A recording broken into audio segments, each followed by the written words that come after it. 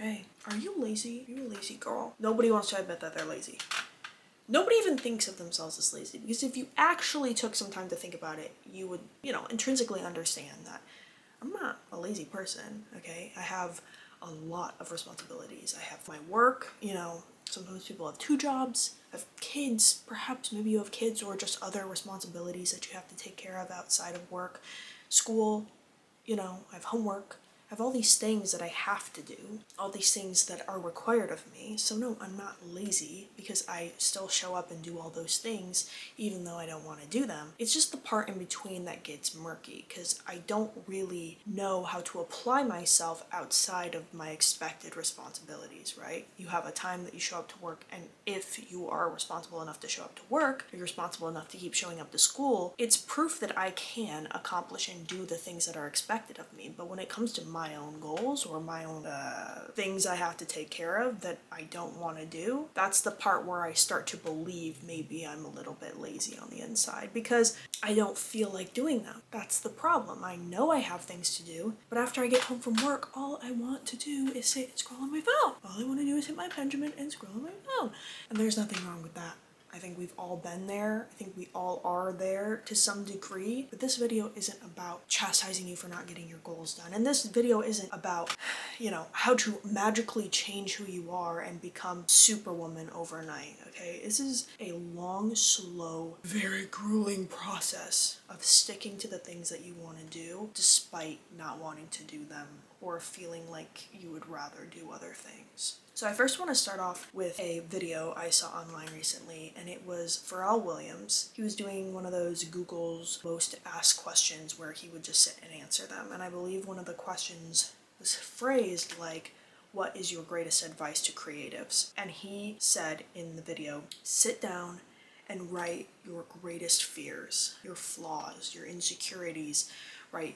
The pressures that you face. He said, read them all back to yourself and then begin to apply the knowledge or repetitively tell yourself over and over again that those things are just distractions. All those things that you wrote down are simply a distraction. And he said, once you intrinsically understand that, you can begin to live without obstacles because you realize that they are just there to block your view from the goals that you have in mind. That's one practice that I think could be really good and very helpful to at least break the matrix, break the brain a little bit, where you begin to stop using excuses as reasons why you can't do something and start to view them in a different way, right? That they might not be true, or if there is some truth to them, that they're still just distractions at the end of the day, and you can still choose to overcome them with a lot of work, of course. Another thing that I've read in this past week of The Artist's Way is where she tells the reader to write down all of the things they've done that week, right? And kind of the period of time in which they did those things. And then you have a general written proof in the pudding understanding of where you're putting your time towards, right? So at the top of your list might be work, right? It is for me personally. I spend most of my time doing work. But what comes after that, right? Oh, I have to do, I have to take my kids to daycare, or, oh, I go out and party on the weekend, right? Because I don't want to miss out on doing things with my friends. Or, well, the next thing after work is homework because I'm in school. Okay, then go beneath that, and then beneath that, and then beneath that, and you'll start to understand those bottom tier things, or maybe even top tier things, depending on how much time you have on your hands, are where you spend the majority of your time. When you take those things and then you break down what it is that you're doing with those things, right? So let's use, for example, TikTok, right? Well, I did scroll on TikTok for several hours this week. Okay, what are you consuming on TikTok? What are you watching? Okay, what's taking up a lot of your brain space? Where are you allocating a majority of your focus? You can better understand what is important to you, and once you know what is important to you, where you're spending the most of your time, you can now understand why those things are important to you. For me personally, and this is an anecdote that I'm going to use in my own life, time has not been the biggest obstacle I've faced in terms of achieving my goals. In fact, it has been the moments where I've had the most time on my hands that I have accomplished the least. And that's because of the way that my brain was processing information and what my brain was focusing on at that time. My goals were not as important to me because I was spending most of my time doing things, distracting myself, engaging in behaviors that were more important to me than my goals. I didn't think that they were. If you had asked me if they were, I would have told you, well, no. I care about these things that I want to accomplish. I'm just, I just do these things just because. And one day I'll stop doing them, and then my goals will become important. But the reality was that I was allocating a majority of my time to things that weren't intentional, and then neglecting these things that I had every intention of getting to eventually. The one thing that helped me out of this space, out of this headspace, was forcing myself to be in a position where I didn't have a lot of time, right? So I was, for about 6 months of the period of time that I was in college, I didn't have a job. It was just school, and I was doing it online. So I had a great deal of time on my hands. I didn't have a job. I was pretty much living off of my savings at that point. And I understand that that is coming from a place of being very privileged. I get that. But the funny thing is that all that extra time that I had where I could have been doing X, Y, and Z, I could be doing all of my goals or accomplishing all of my goals. While I definitely was doing some of them during that time, I wasn't allocating my time very well because I wasn't conditioned to believe that time was running out. Now that I work 2 jobs, I work 6 days a week, I have 1 day off, I have, only a certain amount of time after I'm done working to actually get shit done. Sorry. Anyways, without barriers around the amount of time I have to actually do things, I realized that it was kind of like a free-for-all. It's the same thing with money a lot of the times. People who have very little of it do have to be aware of where their money's going, or they'll run out. Whereas people who have unlimited amounts of money sort of just spend it willy-nilly and don't have budgets because they don't need to. The money never stops coming. The same thing with time. When you only have so much time, spend it wisely. And I realized I didn't want to spend very small amounts of time that I had on things I didn't care about. And so putting myself in a position where I had very little time, I thought that would exhaust me. I thought that that would take away all the free time I used to have, and I thought that I'll never be able to get anything done. I've actually gotten like 1,000,000 times more things done having 2 jobs and barely having any time off than I ever did having no jobs or having 1 job and a lot of time off. So thinking about time differently can help a lot, help with productivity, but then also conditioning your mind to constantly seek out work to do is important. I was very used to, with school and work, having extra time on my hands after I was done with my schoolwork, after I was done with my job. And because I was doing school online, it was all in my hands when and if I wanted to get it done. So I wasn't actually conditioned to have a schedule that I needed to adapt to. But now that I have a full-time job after school, and I have a side job that I work Fridays and Saturdays, and then sometimes after my other job, I am conditioned to get into the mindset of doing work. I wake up every day and I go to work. I have to. Like, it's a responsibility I have to fill out. And so when you wake up and then you realize you only have so much time, your mind is beginning to be conditioned to seek out work to do. Does that make sense? If you take somebody who lays around all day and then you ask them, okay, now get up and then spend the rest of tomorrow being entirely productive from 8 a.m. to 8 p.m., they're not going to really know how to do that versus somebody who is forced to be productive all the time. Now all of a sudden they're conditioned to be productive, so they understand when they have extra time on their hand, they're already in the rhythm of doing work. You can continue to move off of that. That's why it's important, if you want to start going to the gym, for instance, that you go right after work. Don't take any time after work. Don't relax. Just go and get it over with, because you're already in that mode of working, and you don't decompress until you get home after you've accomplished that goal, because you got to ride off the rhythm that your mind's already in. And I think that that's rather important. That leads me kind of to another point where I had a conversation with my mom, and it was one of the most insightful conversations I've had in a long time. We were talking a little bit about facing your fears and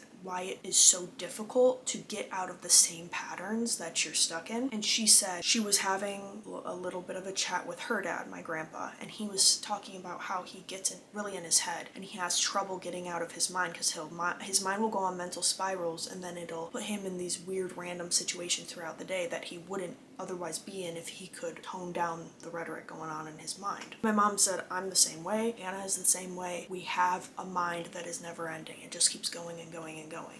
And she said for herself personally that her mind rules everything else. If her mind is spinning 1,000,000 miles a minute, it puts everything else on hold because the mind controls what's important. The mind is in charge. And she was right. I deal with that a lot. In fact, I've had more than probably 1,000,000 mental spirals in my life where the moment I start mentally spiraling, I'm physiologically affected because my mind starts going, it starts telling myself all of these things, whether or not they're true does not matter. I believe it. My body believes it. So my body shuts down. I start getting stomach pains. I start getting a headache. I start getting the shakes. right? And then my emotions kick in. I start getting overwhelmed. I start getting sad. I start getting, like delirious. And then all of this time that I was going to use to do something, now I don't have the energy to do it anymore because of these mental spirals I was going on. For me personally, for my mom, for my grandpa, our mind rules all. But that's not necessarily what it is like for everybody. When I had that conversation with my mom, she mentioned how the mind is not who we are. Our body, our physical presence is not who we are, and our emotions are not who we are. It's a fourth secret thing. It's a soul, which stays the same throughout our lives. The rest changes, but the soul remains the same. And so when she told me that, I started to think about myself and my relationship with myself differently, because when my mind would go on these mental spirals, I would start to realize, oh, you're the one who dictates everything that's going on inside the body, inside my, my feelings and my heart. You're the one who decides how I react to things. You're the one who decides what I choose to do with my body on a regular basis. If you start to be able to understand that your mind is not who you are, and what your mind tells you and how you react to what your mind tells you does not dictate who you are and what you can actually get done, it starts to hold less power over you. So back to the conversation we were having about facing our fears, she was talking about how there was a specific situation in which her mind was telling her that it did not want to do it. It was saying, no, I do not want to do this, I do not want to do this. But then she said, I have to differentiate my mind from my emotions, from my body, right? And I have to check in with each one and ask them their opinions, because my mind typically makes the choices, but my emotions and my body are also factors of who I am that have a say in what I choose to do. She said, I asked my mind if I wanted to do this, it says hell no. I asked my body if it wants to do this, and it says hell yes. And I asked my emotions, feelings, if it wants to do this, and it says hell yes. And so now the mind technically kind of gets overruled because the body and the emotions say yes, they want to do those things. And I was like, that's brilliant, mother.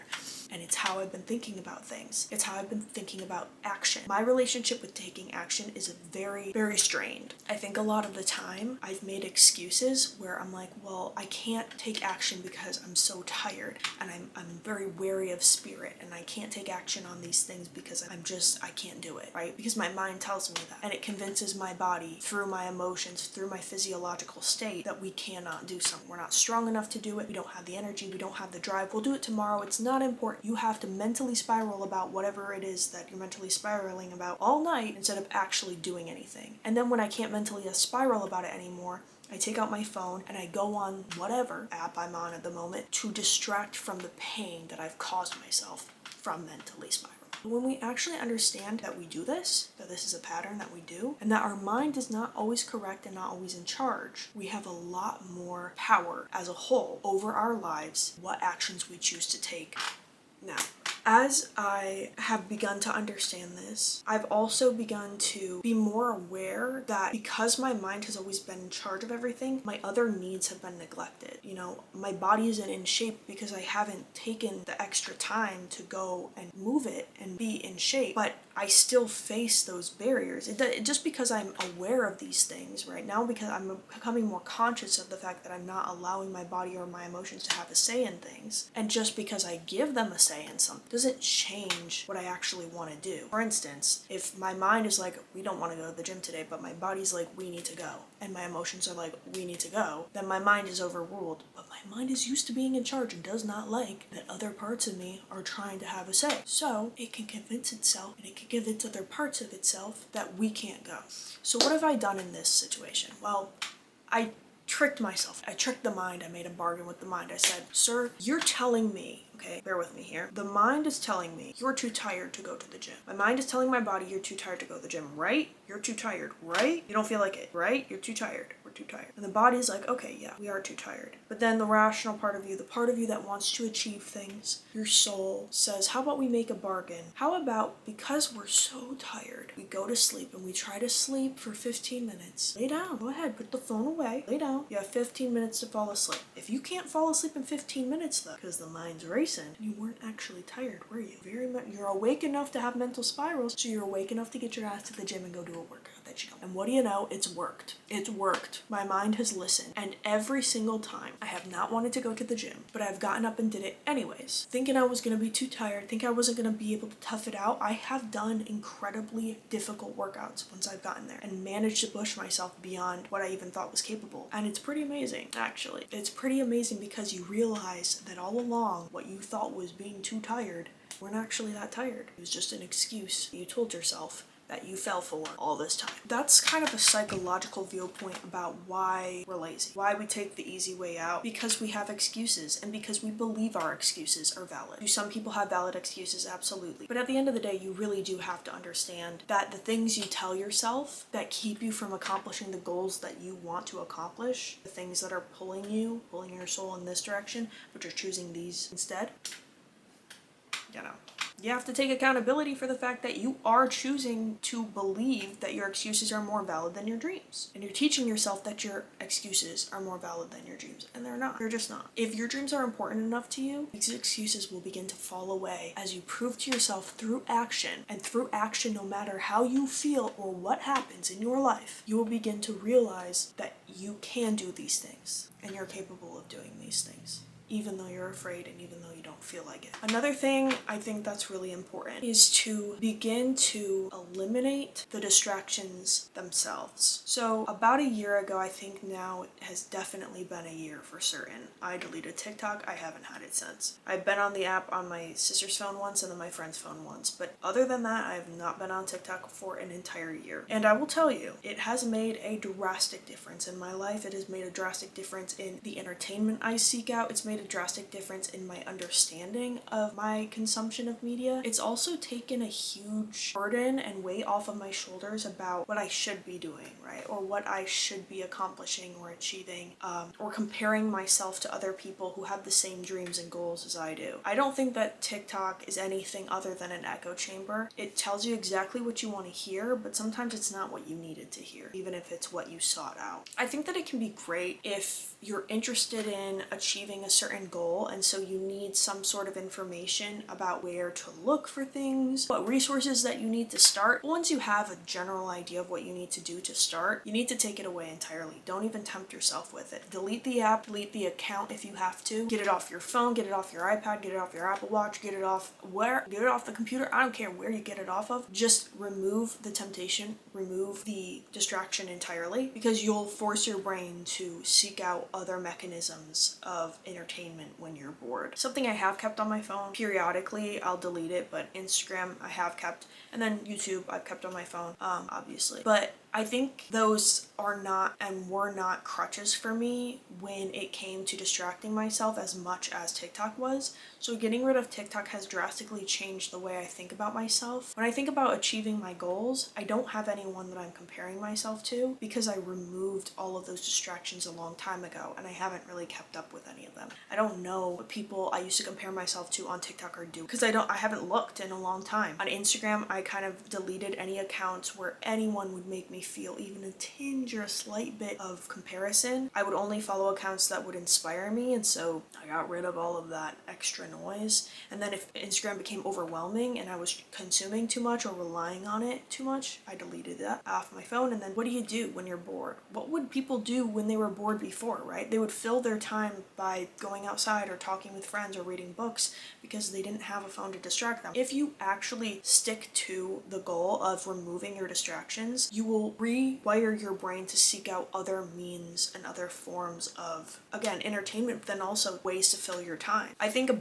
big factor that people have when it comes to achieving their dreams is that they're consuming way too much content around what it is that they're looking to achieve. For instance, if you want to start going to the gym, you start consuming gym content all the time, but then you go one time and you don't look like the people on your phone, and then you get discouraged. And then you throw it away and forget about it until it reawakens your dream for it. Stop consuming these creators. Get yourself a manageable workout with weights that you understand and know how to use, and then delete or unfollow these people because you're comparing yourself to them, so they're not helping you. Anything that encourages you to compare rather than inspires you to achieve in your own way, you need to get rid of that. Once my brain was sort of quiet and once I had gone long enough without these distractions or any means of being able to compare myself to somebody else and I'm simply just inspired, I realized I have much more energy to do stuff because I'm not sitting in a lot of negative feelings. I'm not mentally spiraling about things I used to because I've taken away something that would feed it, you know? And then there are many times where I've consumed media that I don't even really care about, and then it makes me angry. For instance, political things. Using that anger and using that vitriol and using that pain and still choosing to take action despite how you feel can be really incredible for you to see massive gains and massive progress. And anytime you're facing that feeling of, I don't want to do this, everything inside me is screaming at me not to do this, tell yourself that it's that very fact that is pushing you to go further, because you're on the edge of a breakthrough. You're at the edge of making a drastic change that is going to upset your life entirely. You have no idea what it could mean for you if you don't show up for yourself today for tomorrow, because you never know what could happen. And I think turning it into this thing where you know the destination is going to be something beyond your wildest imaginings, to really enjoy the journey, means taking out any noise that would tell you what you want to achieve and what you want to do isn't possible for you because other people have done it better, or other people have done it younger, or other people have done it stronger, other people have done it better looking, other people have done it with more money, with more things. It doesn't matter. None of that matters when you actually take out those distractions or those mechanisms of distracting yourself, and you would just sit with who you are. You get so much further than if you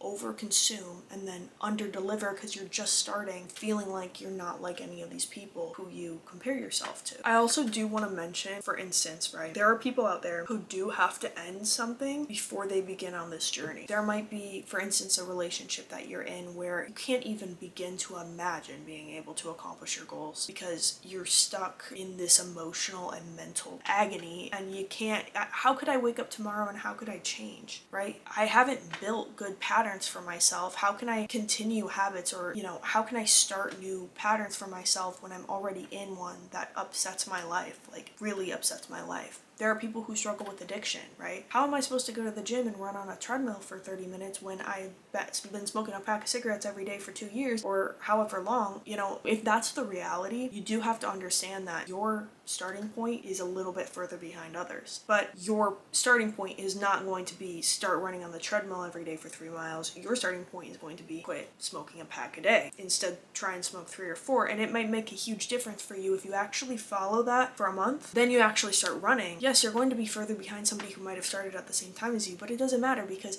if the goal is more important than what you use to distract yourself, but then they're at, you know, they're at odds with each other, then you have to make a choice about what's more important to you. You have to make a choice. And at the end of the day, it's way easier to make the choice that you've already been making. It's way harder to make a choice that's completely alternative to the reality you're living. How miserable are you? How important is it to have these dreams and goals? Be honest with yourself. Take accountability for the fact that these are distractions that you're using. You've gotten yourself to this point in life. You're here. You can't change the past. You have to make a different choice now. Maybe your options are limited, but that's the reality. So what are you going to do? You can sit and pout about it? You're going to make your life worse? Maybe. If you don't want these things badly enough, then you will. And then the last thing I do want to say is that you might wonder, you know, why is it that I can't wake up and achieve everything I wanted to ever achieve tomorrow? Why can't I wake up and make small actionable steps every single day and then get to where I want to be in 6 months? Why is it so hard to stick to it? And that's because, one, life gets in the way. Life will throw at you distractions. It'll throw at you things to try and get you off course. It's just how life is. And two, our conditioning, our mental conditioning, will determine how we act when we're seeking out comforts to try and curtail the heavy ups and downs and emotions that come with life. So think, for instance, about somebody who is a student athlete, right?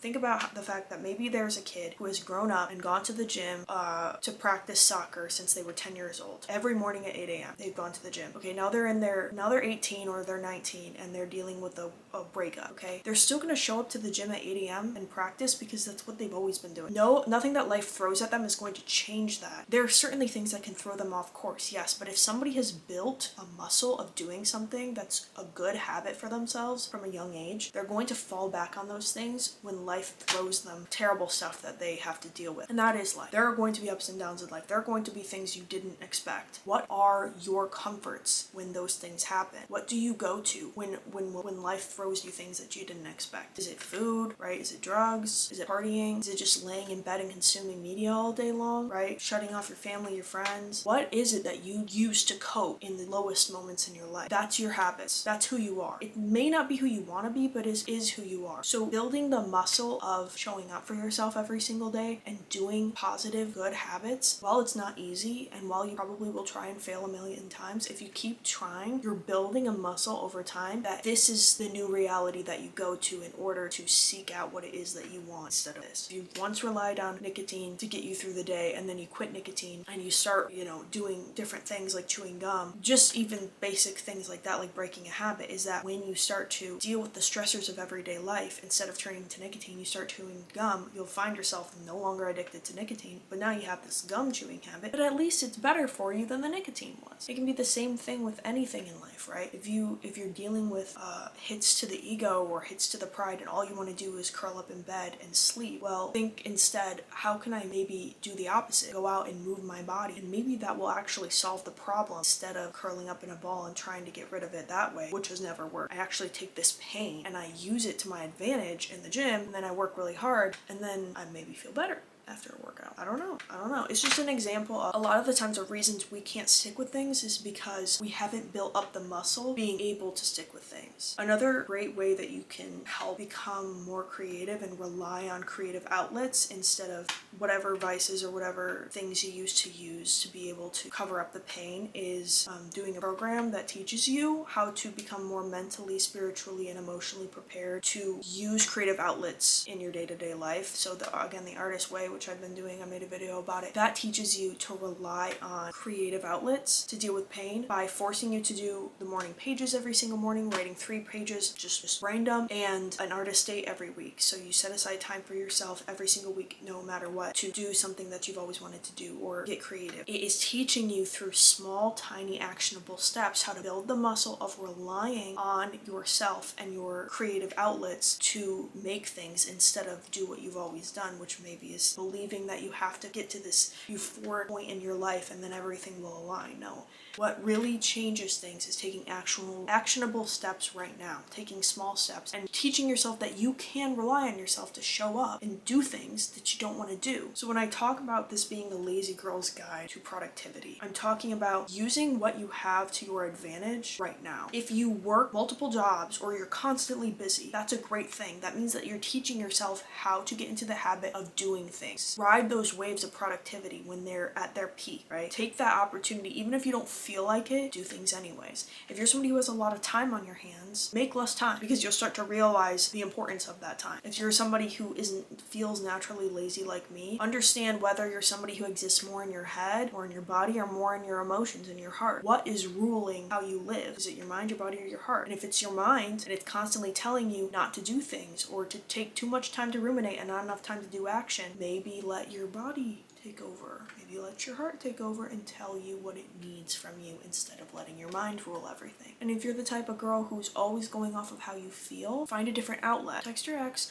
and don't use drugs to cope. Go on a freaking run. Feel some freaking pain in your body and it'll distract you from the pain in your head and in your heart. And then taking accountability is a huge one. You can't continue, or you can't start to do anything in this life if you just keep continuing to blame everything around you because of where you're at. You'll just keep staying there. It's only people who take true accountability for where they're at and understand that every excuse that they give is just an excuse, is just a distraction, and then start to make different choices no matter how they freaking feel in the moment. Those are the only people who see real change. And that's it. And I think understanding as well that you're not going to change everything overnight, and there are definitely some days where you're going to intend to do better than you actually do. If you don't do that well, that's not an excuse to give up. It's just teaching you that sometimes you need a break or that life happens, and that was maybe a small way that you fell back and depended on what you used to depend on to feel better, but you're gonna make a different choice tomorrow. It's a long process and it takes a lot of work. I believe in you and you're not lazy. You're just tired and weary from the world.